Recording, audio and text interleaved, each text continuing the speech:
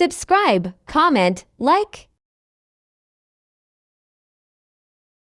Hi வணக்கம். இன்றைக்கு நாங்கள் முறுக்கு செய்ய போகின்றோம். முறுக்கு செய்வதற்கு முதல் ஒரு பாடலின் ஒரு சில வரிகளை படித்துவிட்டு அதன் பின்பு செய்ய தொடங்குவோம்.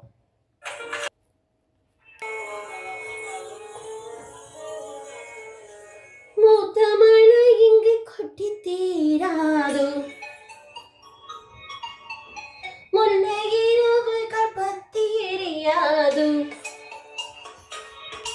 யனுதம் மருதந்தம் இங்கு உந்தன் கையில் சொர்க்கம், பல்லாயிரமோ சுயாவுறவோ, எல்லா ஒருவனை வேண்டி எங்கும் முசுரோ, கண்ணாளா பின்னாளா பின்னாளா, இன்னும் வரும் எந்தன் கதையை எந்தன் கதை, இன்னும் வரும் எந்தன் கதையை எந்தன் கதை,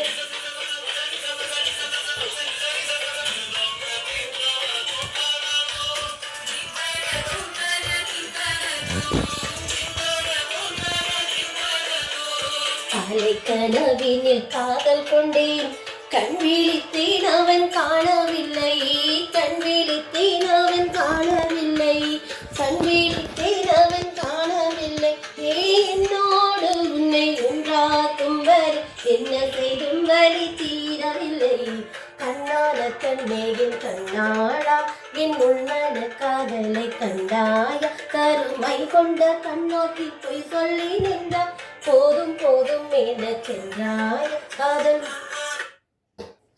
இனி நாங்கள் முறுக்கு செய்ய தொடங்குவோம். முறுக்கு செய்வதற்கு என்னென்ன பொருட்கள் தேவை என்று பார்ப்போம். அவித்த கோதுமைமா 500 கிராம், வறுத்த உளுந்துமா 100 கிராம், கடலைமா 200 கிராம், சின்ன சீரகம் 1 மேசைக்கரண்டி, தனித்தூள் தேவையான அளவு, பெருஞ்சீரகத்தூள் 1 மேசைக்கரண்டி. இனி நாங்கள் உப்புத்தூளையும் சேர்த்து குழைத்து எடுப்போம்.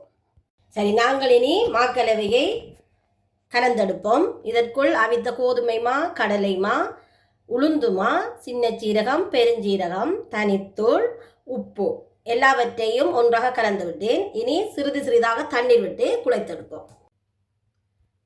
நாங்கள் மாக்கலவையை சாதாரண தண்ணீர் விட்டு குழைத்து விட்டோம். இனி நாங்கள் முறுக்கு சுடுவோம். நாங்கள் இவ்வாறு முறுக்கு செய்து வைத்திருக்கிறோம். இனி இதனை எண்ணெய் போட்டு பொரித்தெடுப்போம்.